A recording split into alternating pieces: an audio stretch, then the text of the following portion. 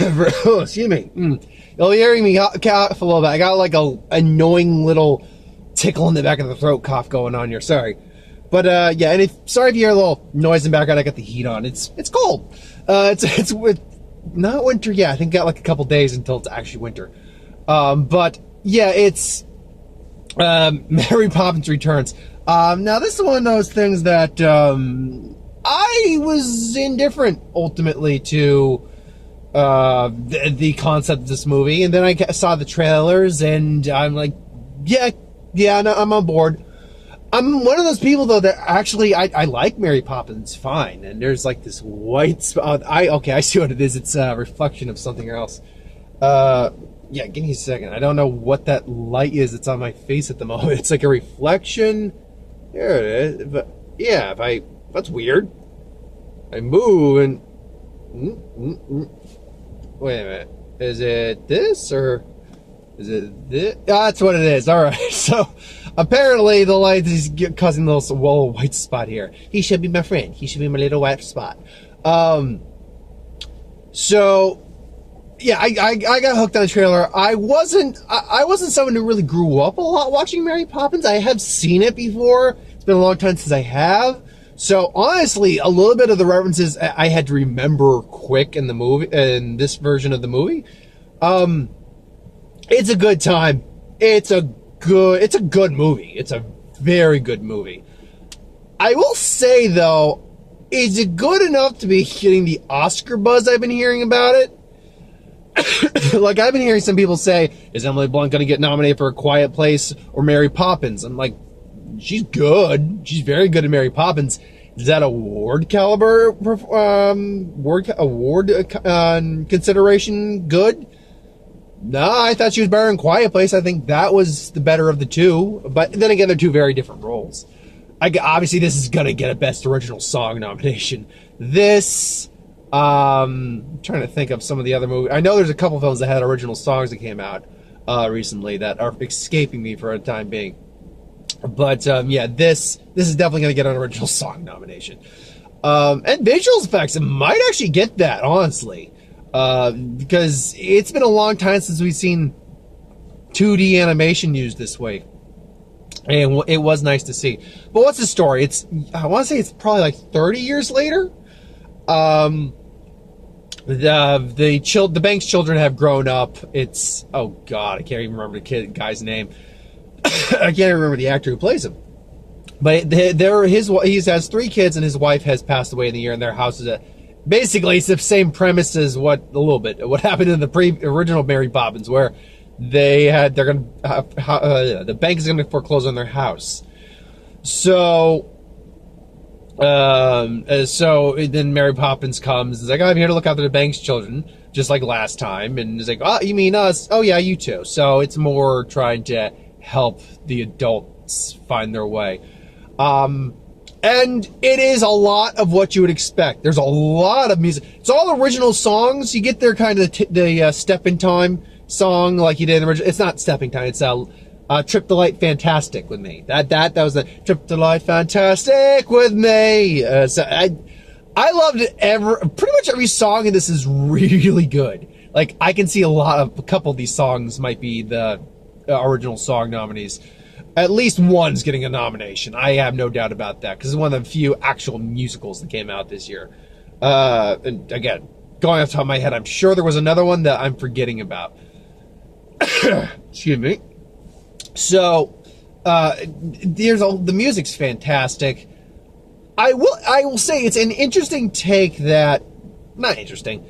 I like the fact that the kids have actually had to grow up because of their mother's passing, but the adult, I can't remember, Mr. Banks as he is now, Banks has actually lost his lost his sense of wonder and childlike innocence and being a kid. Which Angela Bassett comes at the end, like, you've forgotten what it's like to have a balloon, to be a kid, to be a child. And like, yeah. So it's interesting to see that some of them have to learn to be kids. One of them has to learn. They both actually have to learn to be kids. That's actually the gist, because one of them is too mature for their age, and one of them needs to lighten up a bit. So that I liked very much about that. Now, Emily Blunt is fantastic. Mary Poppins is one of those iconic characters that whoever you cast, there's going to be a little hesitation on. There could have been a lot of trepidation on, but Emily Blunt I didn't see Emily Blunt. I was watching Mary Poppins. Everything she says is just, it's Mary Poppins. He's like, Mary Poppins, Mary Poppins. It's Mary Poppins. So that I really appreciated. But she's not my favorite character in the film. My favorite character is Jack. Jack, I believe, if I remember correctly, was from the original movie. I believe they said that he was apprenticed to Bert, who the character is actually not in the movie, but Dick Van Dyke is in the movie. And who immediately knows Mary Poppins. I love him. One, because he's just a happy-go-lucky, jolly guy, being helpful and all that. He's a chimney sweep. Or Aaliyah, as they call him. But he very much knows Mary Poppins and doesn't question any of it. Just like, I'm going along with this. I'm going to show up in random points in the movie. Not even random points. I'm going to be a prevalent force within the movie, and I'm going to entertain the shit out of you. And Lin-Manuel Miranda killed it. I loved him. And all the singing is dancing numbers. There's a dance number in this, and it's the Trip to Light Fantastic dance number.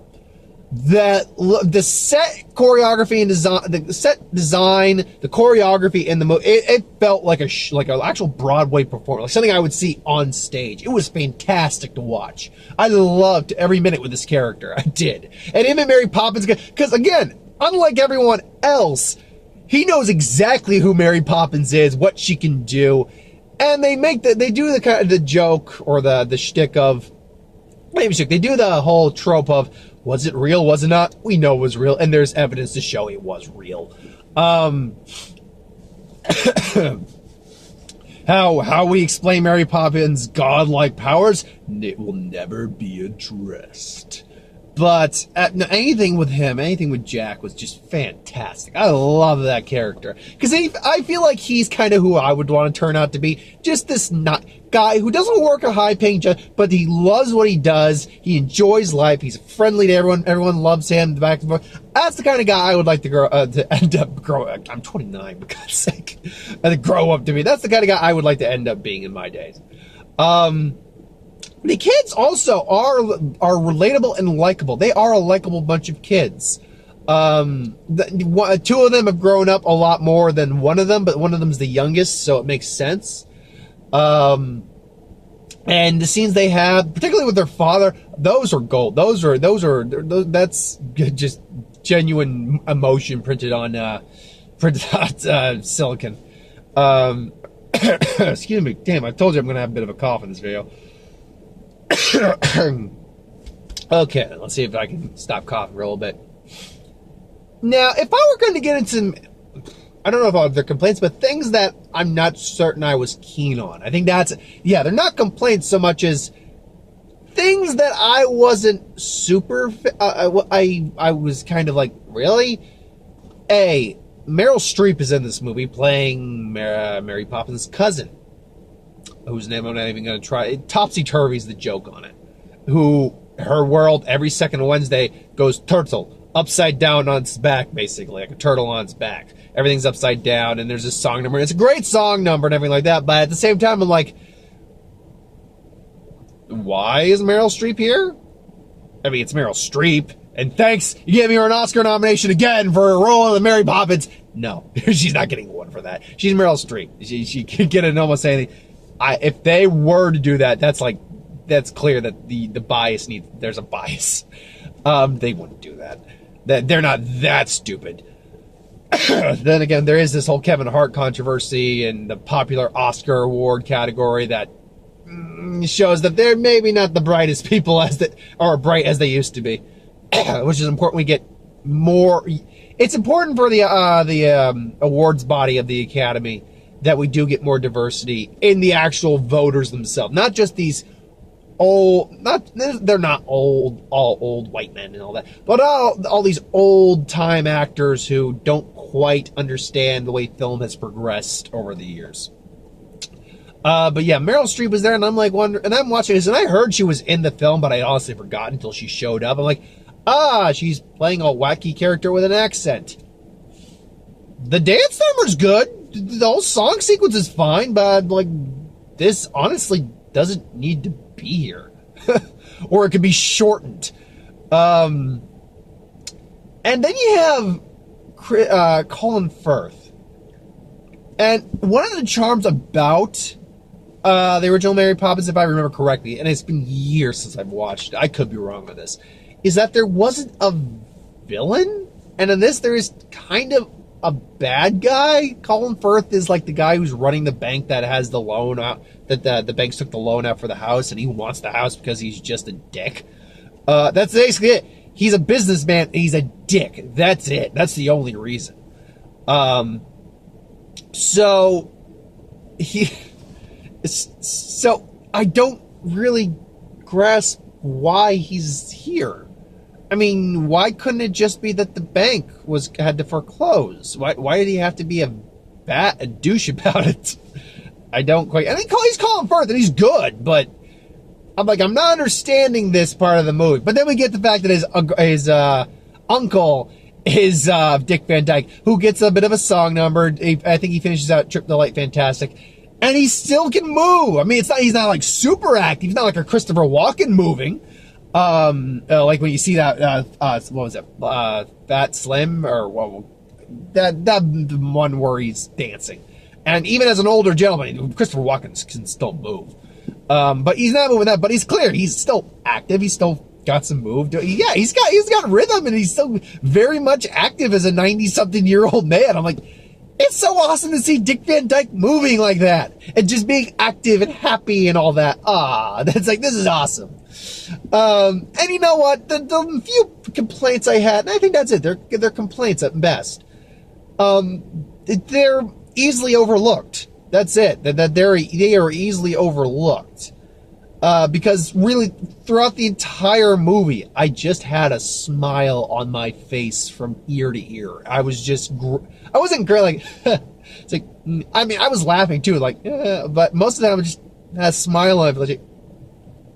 I was just doing this the whole time. I couldn't not enjoy myself. This movie is infectious and how it actually like just gets into you. Again, if there was anything I could really harp on at all, it's that Meryl Streep thing didn't make sense. It was like, why Meryl Streep of all people? It's like Meryl Streep can sing too, because she did Into the Woods, so she definitely learned how to.